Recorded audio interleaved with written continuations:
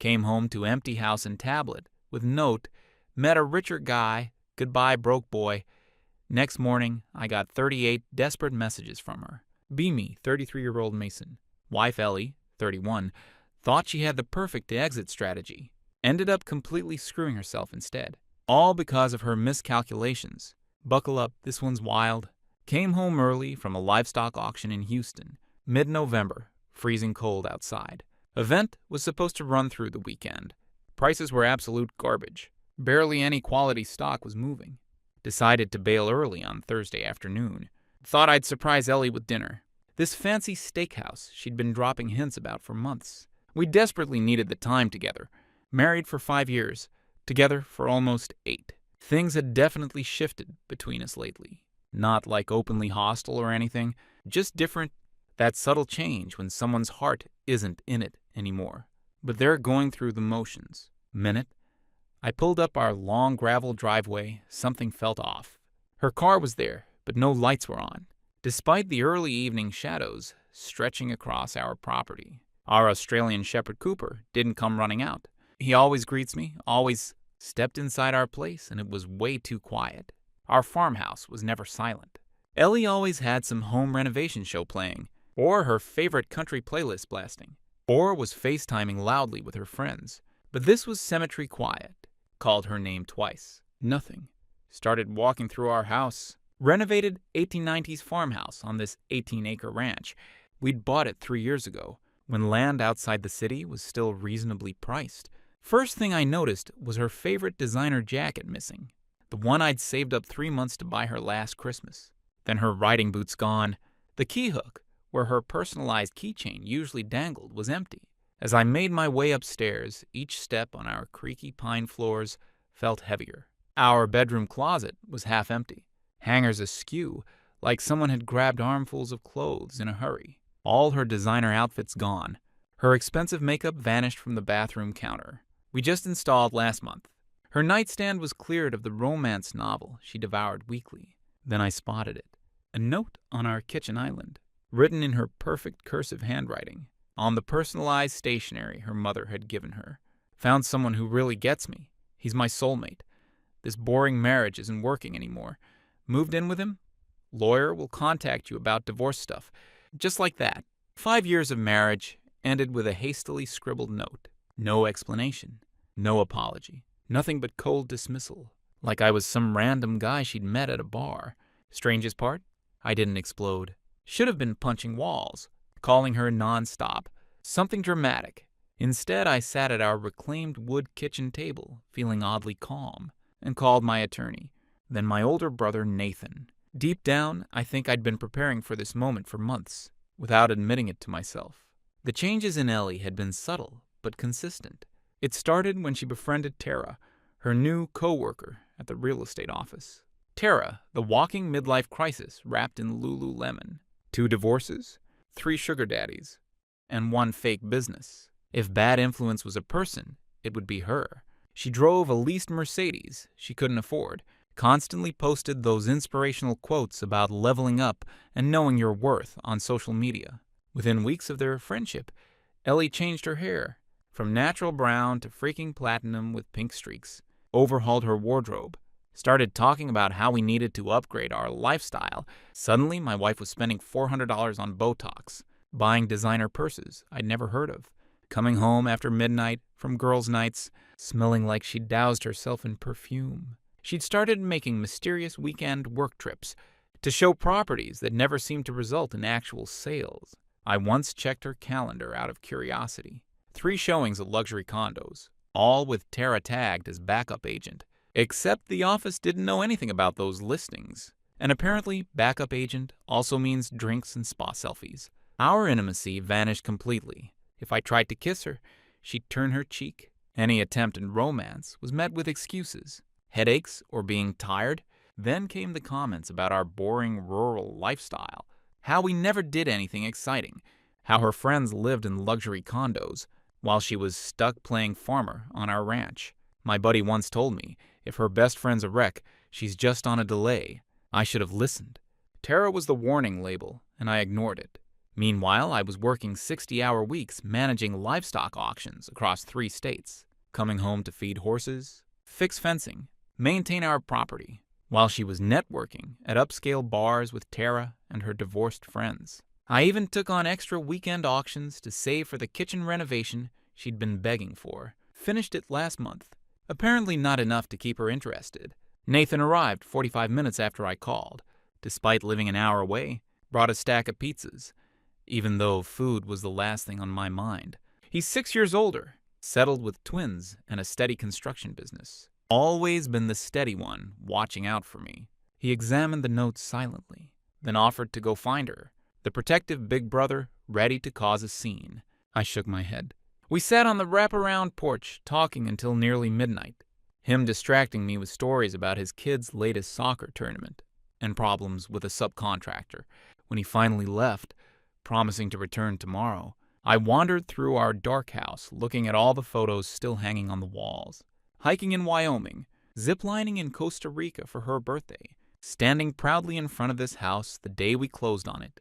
Memories that now seemed like scenes from someone else's life. Cooper finally emerged from wherever he'd been hiding, pressed against my leg, sensing something was wrong. I scratched behind his ears, grateful for the company. She pulled away in small ways that stacked up. Late nights out, dodging affection with excuses, headaches, exhaustion. I kept reaching for something that wasn't there anymore. Turns out I was sleeping next to a stranger with a 5-year exit plan. My lawyer Greg is this former rodeo champion, rode with my dad back in the 90s.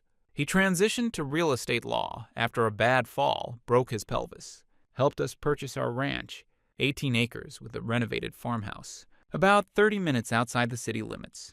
We nabbed it for $420,000, which was an absolute steal even 3 years ago.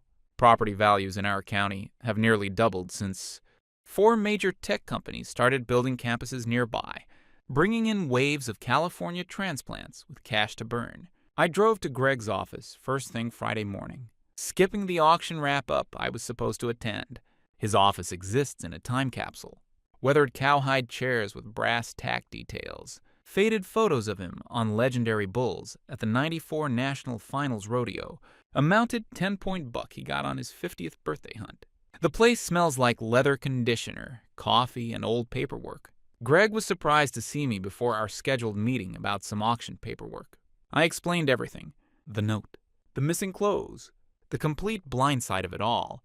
Told him I needed to protect the ranch. He nodded and pulled up our property documents. After several minutes of searching through county records, his expression shifted dramatically. "Well, I'll be damned," he muttered. "According to the records, you're the sole owner of the entire property. Ellie's name wasn't on the deed at all, not as co-owner, not even on a rider." I couldn't believe it. We bought it together and used money from both our accounts for the down payment. We'd pulled our savings, $48,000 from me, $32,000 from her, for the 20% down to avoid PMI. Greg checked 3 separate databases, pulling up digital copies of the final documents. Everything was in my name only. The deed, the mortgage, the mineral rights, everything. My signature was the only one that appeared on any binding document. It made no sense, until Greg pointed out that as a real estate agent, Ellie would have known exactly what she was doing. She guided the paperwork exactly where she wanted it to go. The question was why. She deliberately kept her name off a valuable asset. But that wasn't all Greg found. She owned another property in her name only, a lakefront cabin purchased approximately 2 years ago for $195,000. My stomach dropped. 2 years ago, we were in the middle of renovating our master bathroom and upgrading the horse stables. We'd been eating microwaved meals for weeks to save on materials. Where had she gotten that kind of money? And how had she hidden an entire property purchase? According to the records, she paid $145,000 cash with a $50,000 mortgage, purchased through an LLC first, then transferred to her personal ownership 6 months later. The more Greg dug, the darker the picture became. He found a pattern of systematic transfers from our joint checking account to her personal savings. Over the past 30 months, never large enough to trigger my attention. $200 one week, $350 another, $500 around tax refund time, but totaling approximately $2,300 over time, My livestock commission earnings funding her secret escape plan. Greg removed his glasses and fixed me with a direct look. He'd handled nearly 500 divorces over his career. This wasn't impulsive behavior. These records show someone methodically planning an exit strategy for years. The separate property, the hidden transfers, keeping her name off your assets, this was calculated. Ellie always handled our finances. She said I was too disorganized. I didn't think much of it until Greg found consistent transfers from our joint account into hers over 30 months, just a few hundred at a time, barely noticeable. Add that to a lakefront cabin she bought under an LLC and later transferred into her name, and it was clear she'd been building her escape fund for years. What do we do now? I asked, feeling simultaneously like the world's biggest fool, and strangely relieved to understand what had been happening. Actually, nothing, Greg said with a small knowing smile. We wait. She'll contact you as soon as she consults a lawyer and realizes the ranch is solely in your name. If my guess is right, she's been operating under the assumption you'll have to sell and split proceeds. Exactly 48 hours after discovering the note, my phone exploded with activity. Calls, texts, voicemails, all from Ellie, starting precisely at 10:15 Sunday morning. I was out in the east pasture, fixing a section of fence that Cooper had discovered, was loose enough to squeeze through, when they started flooding in, one notification after another, each message more urgent than the last. First voicemail was all business, the same tone she used when calling potential buyers about property listings. She needed to discuss the ranch immediately. By the second voicemail, irritation was seeping through about why I wasn't answering. The third had desperation. We needed to move quickly on selling the ranch before the winter market slowdown. The fourth accused me of being childish for ignoring her.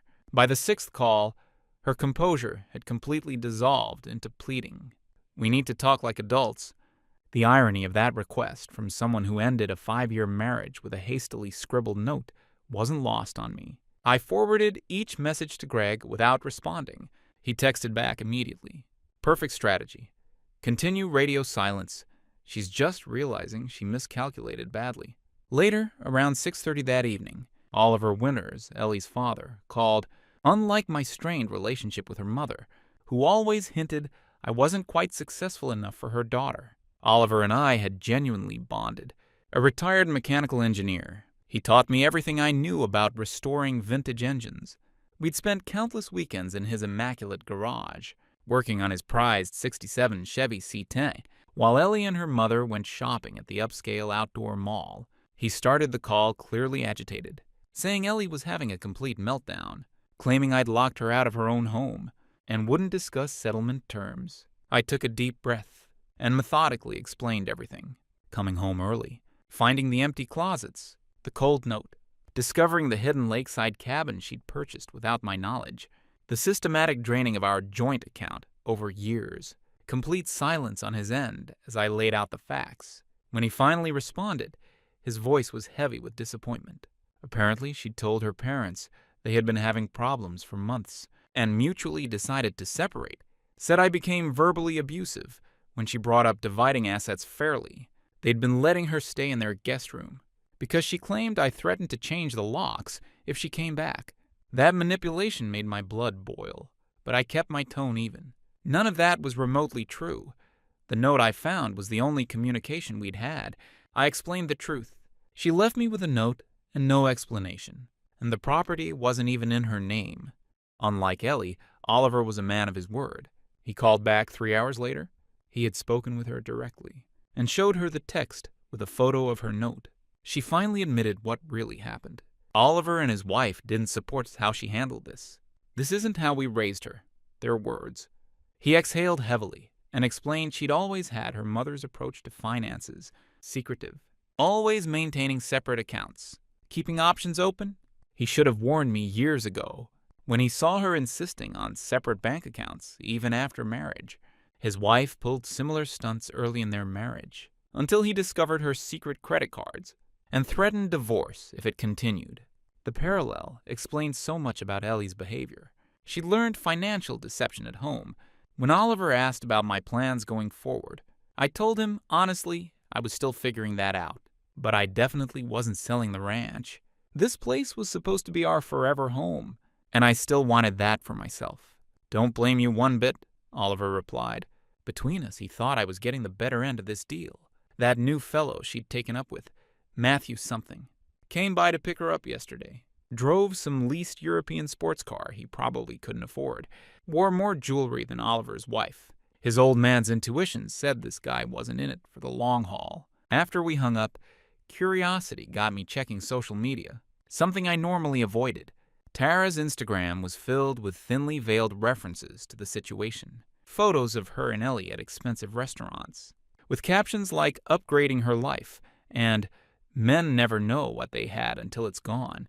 The audacity was stunning, coming from a 38-year-old woman who'd burned through 2 marriages and was rumored to be dating her married boss. Comments from their circle range from "preach girl ya" to "his loss" to "living your best life now," made me wonder if any of them knew the real story, or if they were all operating on Ellie's victim narrative. I disabled all my social accounts that night and sat on the porch swing with Cooper. He'd been unusually clingy since Ellie left, despite her constantly complaining about his shedding and banishing him to the mudroom whenever her sophisticated friends visited. Dogs have better instincts about people than we give them credit for, yet they love unconditionally anyway. He rested his head on my knee and gazed up with those loyal brown eyes. At least someone in this house had genuine emotions. 3 weeks after finding the note, I was rebuilding the fence in the south pasture when Ellie's car came flying up the driveway, kicking up gravel and dust. She'd finally figured out that the ranch wasn't in her name. I didn't even put down my tools, just kept hammering posts while she stormed across the field toward me. She looked different. Blonde hair freshly highlighted, designer jeans tucked into expensive boots that had definitely never seen actual farm work, chunky jewelry that probably cost more than our monthly mortgage, playing the part of the sophisticated city girl who'd outgrown her country husband. "We need to talk about the ranch," she demanded, not even bothering with hello. I just kept working. "Did you hear me? I said we need to discuss selling this place.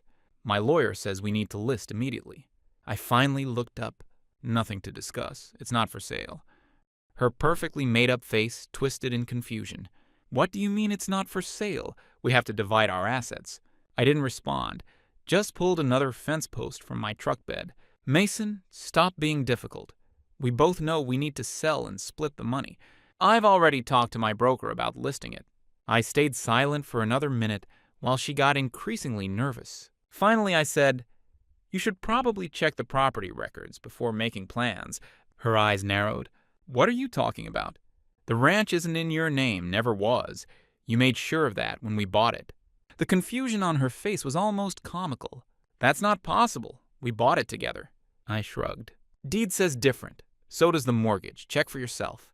Her face went through a series of expressions. Disbelief, confusion, then dawning horror as she realized I was telling the truth. "But we both paid for the down payment." "Yep. And you arranged all the paperwork. Made sure everything was in my name only. Guess you outplayed yourself." That's when the conversation shifted. Suddenly, she was all sweet and reasonable, asking if we could talk about this like adults. She followed me around the pasture like a lost puppy as I continued working. When that didn't work, she switched to guilt. Didn't I remember how we found this place together? How she helped design the layout? How she'd supported my career? I finally stopped and faced her.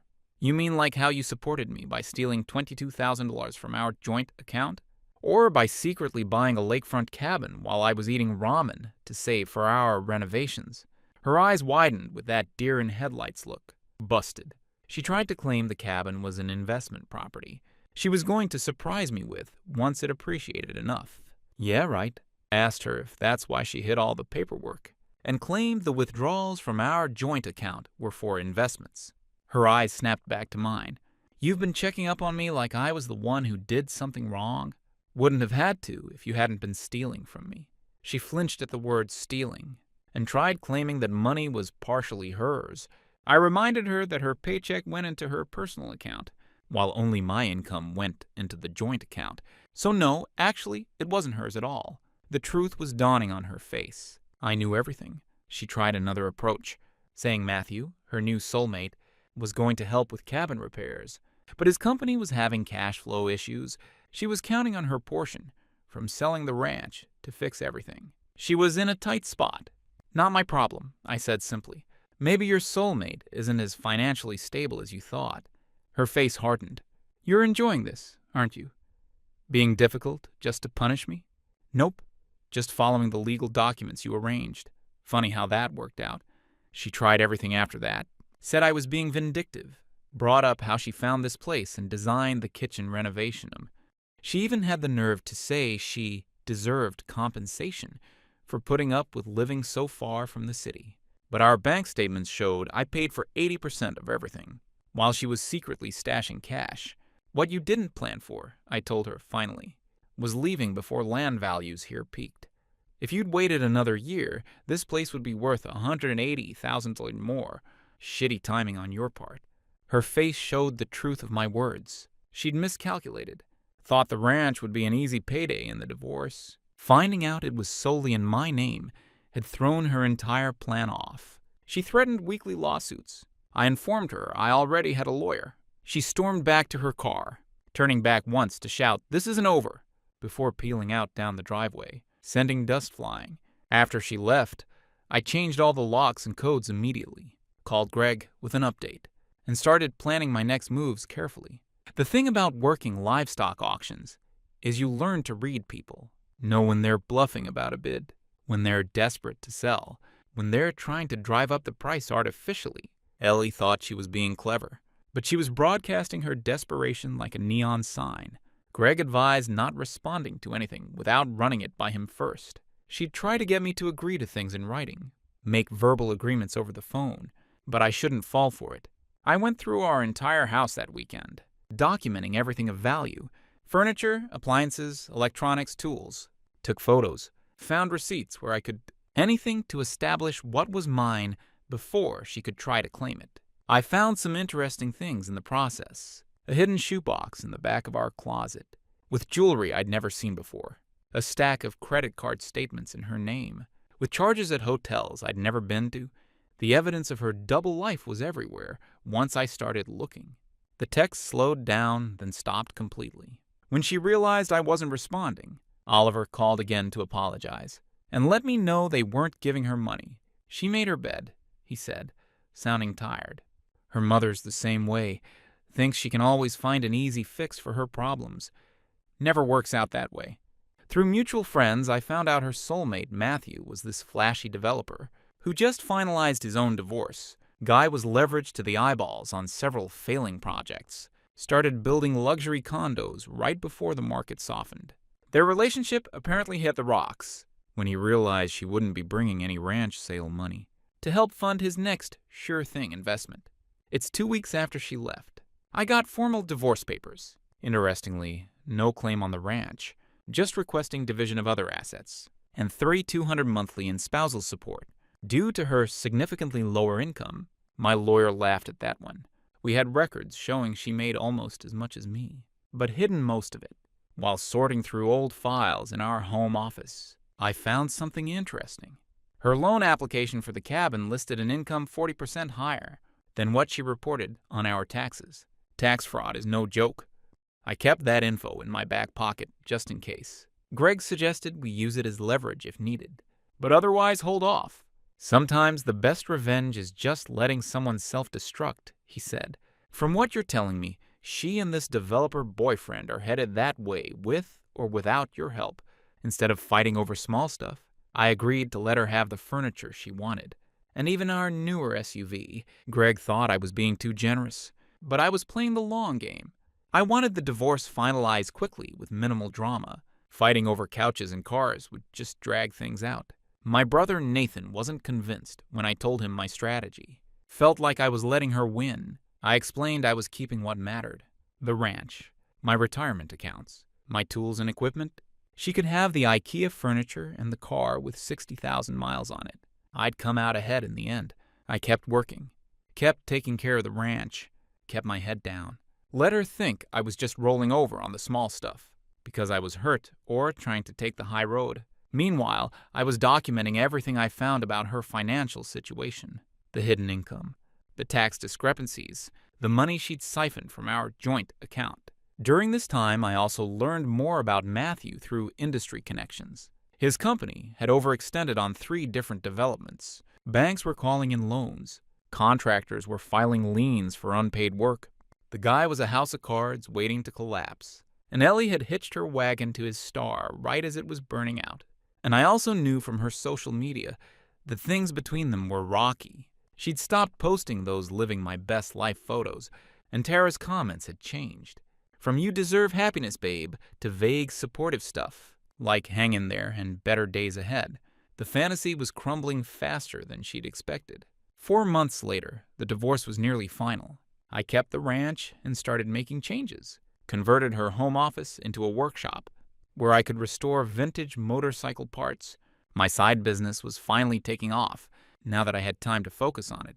The ranch was starting to feel like mine again. I repainted the living room a dark green that she'd always hated. Bought a leather couch to replace the uncomfortable modern one she'd insisted on. Let Cooper sleep on the bed. Small changes that made the place feel less like a museum and more like a home. My brother kept trying to set me up with his wife's friends, but I wasn't ready. Instead, I focused on my job as the regional livestock auction manager, rebuilding my savings and reconnecting with buddies I'd neglected during my marriage. Joined this local classic vehicle restoration club that had got me out of the house on weekends. I ran into Tara at the grocery store about 5 months after Ellie left. She looked surprised to see me, then uncomfortable. I casually asked how Ellie was doing, like I was inquiring about any old acquaintance. Tara lied badly, saying she was good, really good, loving her new life. I smiled in a way that made her squirm and asked how Matthew's development company was doing, mentioning the issues with his River Heights project. Her eyes widened slightly. "I wouldn't know about that." "No? Huh. Just figured since you guys all hang out together, you'd have heard. Those contractors filing liens for unpaid work. The bank threatening to foreclose. Messy stuff." She mumbled something about being late for an appointment and practically ran to the checkout. I knew the information would get back to Ellie within the hour. Let her wonder how much I knew. I also knew from checking public records that the cabin she bought had serious structural issues. The property tax assessment had been reduced by 30%. Due to significant foundation defects requiring major repairs. Estimates for fixing that kind of damage usually start around $65,000. Money she definitely didn't have. If she was asking for spousal support, Oliver called occasionally to check in on me. We still had that connection through our shared love of classic trucks. During one of these calls, he mentioned that Ellie had asked to move back home temporarily, but her mother had refused. Margaret said she made her choice, and it would just enable her if they let her come running home every time life got hard. 8 months after she left, everything fell into place. Better than I could have planned. Matthew's development company filed for bankruptcy protection. The news was all over the local business journal. The cabin she bought had been officially condemned by the county due to the foundation issues, making it essentially worthless. And most beautiful of all, the IRS sent her a notice of audit for the past 3 years. Funny how anonymous tips work sometimes. I was at the grocery store picking up stuff for the week when I literally ran into her coming around the end of an aisle. Her cart hit mine with a metallic clang. She looked rough, not as put together as usual, nothing like the polished woman who'd shown up at the ranch months ago. After awkward greetings, she asked if we could talk somewhere. Against my better judgment, I agreed. We ended up sitting in my truck in the parking lot, her fidgeting with the strap of her purse. "I've made some bad decisions," she admitted, voice shaking. "No shit," I replied calmly. She broke down then, telling me everything. How Matthew had convinced her to invest $30,000 in his latest project. Money she'd partly gotten from selling jewelry I'd bought her over the years. How the cabin was essentially worthless now. And how the IRS was breathing down her neck.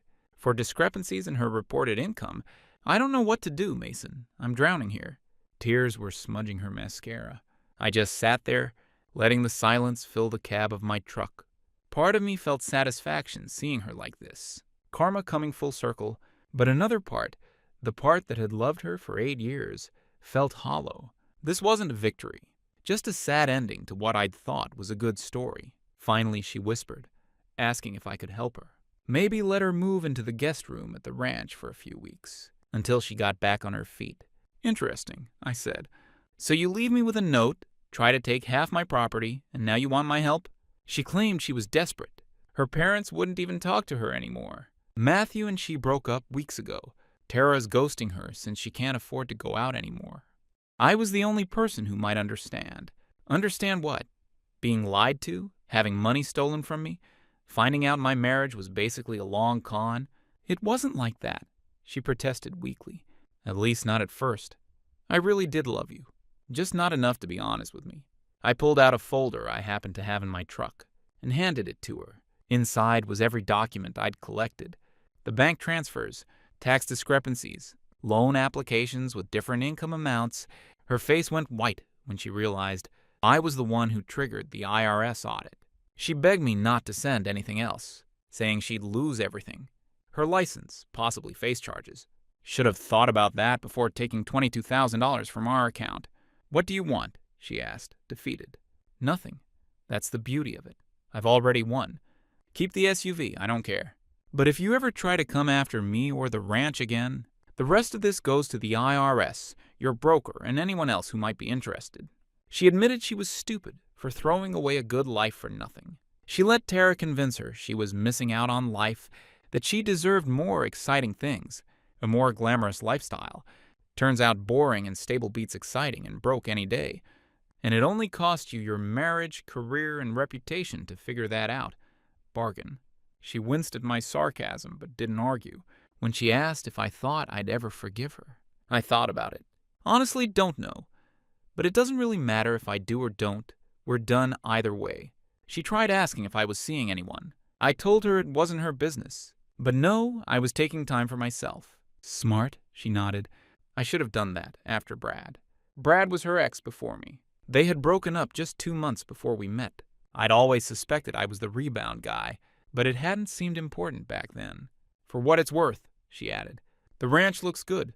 I drove by last week. The new fence in the south pasture. It's nice. Didn't do it for your approval, I replied. Did it because it needed doing. The final divorce papers were signed the next week. No alimony. No claims on anything of mine. Her lawyer looked relieved to be done with the whole thing. The last I heard, she had to sell her cabin at a massive loss, lost her real estate license temporarily due to the tax issues, and moved back in with her parents at 31. Oliver confirmed it when we met up to work on his truck the following month. She's humbled, he told me, handing me a wrench. Never thought I'd see the day. People change when they have to, I said. The truth was, I was better. The ranch was thriving. I'd added 3 horses to board for extra income. My motorcycle restoration business had taken off enough that I was considering cutting back my auction hours. The ranch is peaceful now. No drama. Just me, Cooper, and the horses, and occasionally inviting friends for dinner. It's not the life I thought I'd have, but it's a good one. Turns out, sometimes the worst things that happen to you lead to the best places you can go, and sometimes the trash does really take itself out.